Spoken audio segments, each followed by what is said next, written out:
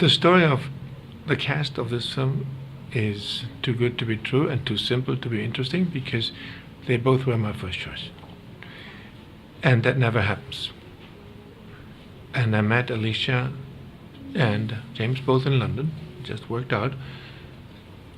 I had coffee with both of them. We walked around the block and shook hands, and afterwards I knew the film was cast. The shortest cast ever. The opportunity to do an adult romance that wasn't about people just going like, oh, I really love you, and sort of why, don't really know, never really investigate it, but to get down to, with a couple of exceptionally thoughtful, intelligent and articulate people, really get down to what it is that makes them love each other and what it is that makes people fall in love for her in the first place, and then tear that apart. The producer who acquired the rights, Cameron, brought it to my attention. I read it. It was like nothing else I've ever read. It's like nothing I've ever done before. There's a lot of stuff in there that I didn't know about. Interesting stuff, good stuff, and I love the characters. And I think that triggered it. I love these two people, these two young people that the film deals with.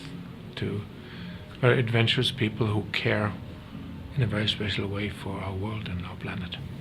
It's a bit scary, really. It was a bit, at times it was scary.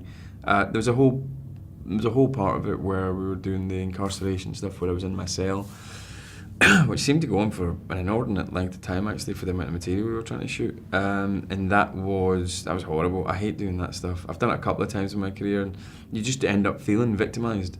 Even though, we're not doing it proper method or anything like that. It's not like people are beating me in between takes, but you end up feeling really low and really bad about yourself. So that was pretty bad. What was it like playing somebody who's staring death in the eye? Sobering, really sobering. We were Berlin, Normandy, somewhere else in France beside the water, which I've forgotten, out at sea in the Mediterranean, the Atlantic. We were in Faroe Islands, we were in Spain, Madrid, and then also in Djibouti in Africa as well.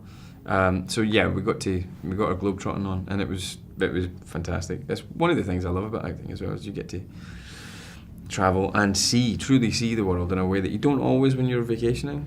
I love going on vacation, but you don't really get to see the world in the same way as you do when you're working somewhere.